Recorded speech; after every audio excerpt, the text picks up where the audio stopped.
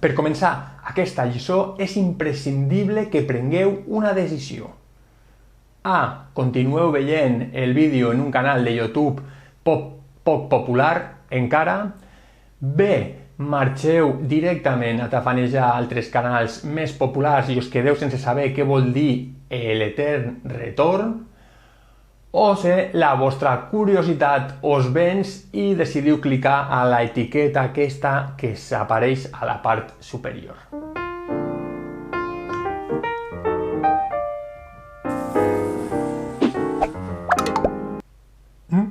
Esteu aquí?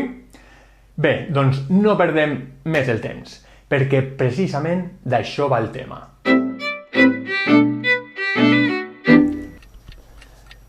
Hola, he sentit que parlaves del temps? Soc la mort. La mort... Mort! A veure, que jo l'altre dia vaig anar a fer-me una revisió mèdica i em van dir que gaudia de salut.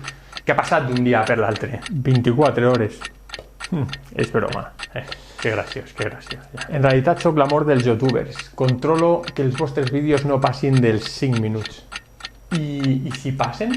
Doncs que el vostre canal mor, igual que la vostra carrera com a youtuber. Bé, doncs haurem d'anar per feina. Continuem. La concepció que la nostra cultura occidental té del temps és lineal. I què vol dir? Doncs que la nostra vida té un principi i un final, i el temps és tot allò que passa entre el principi i el final.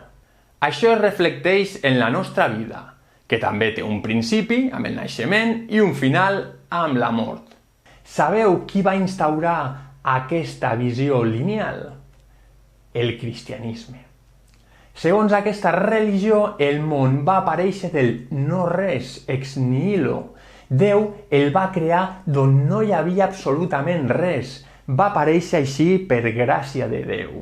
I així com va aparèixer, també per voluntat divina acabarà amb l'Apocalipsi. Per alguns grecs, com els estoics, aquesta visió lineal és inconcebible. Podem dir que ells tenen una visió circular, és a dir, tot torna a començar en un cicle de vida que es va repetint fins a l'infinit.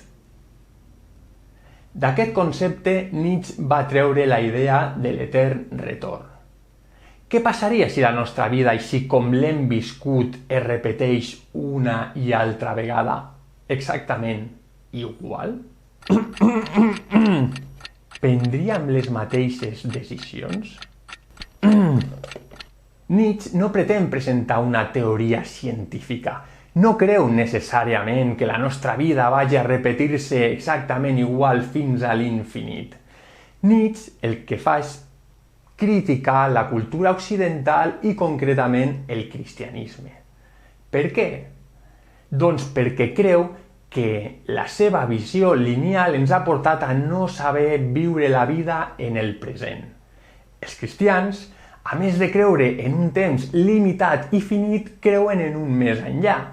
Per això, la vida és com una espècie d'assaig de cara al futur. La vida mortal només és important en tant que ens ajuda a arribar al paradís. Tot i que no hi creguem, com els cristians, en una vida eterna, en un paradís, hem heretat la seva visió lineal del temps, amb un principi i amb un final. A més, hem heretat el despreci pel present. Si us hi fixeu, sempre mirem cap al futur. Som com el conill aquell d'Alicia al País de les Meravelles, que va amb un rellotge sempre amb presses arribant tard a tot arreu. Parlant de pressa, he d'anar a tancar un altre canal que parla de taxidèrmia. És inquietant la taxidèrmia. No gaudim del present perquè constantment ens estem preparant per esdeveniments futurs. Per exemple, estudiem per obtenir una bona feina i no pel plaer que dona obtenir coneixements. Estalviem per el que pugui passar al futur. O ens cuidem per a no obtenir malalties en un futur. I així, etc, etc, etc. Nietzsche ens anima a prendre les decisions pensant en el present, en viure la vida intensament. Doncs ara que ho dius, no em ve de gust tancar canals. Jo el que vull ser és humorista, fer monòlegs. Si la teva vida s'ha de repetir infinites vegades, la tornaries a viure igual que l'has viscut? Si la resposta és no, només has de canviar el present. Com?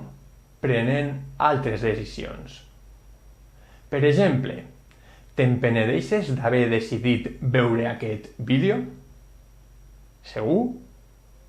Tornem a la decisió inicial i veiem-ho. Per començar aquesta lliçó és imprescindible que us enfronteu a una decisió. A. Continueu veient el vídeo en un canal de YouTube poc popular encara. B. Marxeu a tafanejar altres canals més populars. C. No. Anem a tafanejar altres canales más populares. Un aplauso, señores, un aplauso.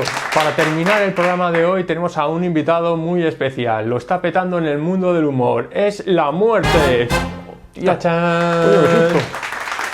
¿Qué quieres? Que soy la muerte. Pero yo pensaba que la frase era susto o muerte. Pues a ti te han tocado los dos. ¿Qué más quieres? Qué gracioso. Además, como sé que te gustan los regalos, te he traído una tacita del Mr. Wonderful. Que como ves aquí pone Dios ha muerto. Yo tampoco me encuentro muy bien. Un aplauso, señores, un aplauso.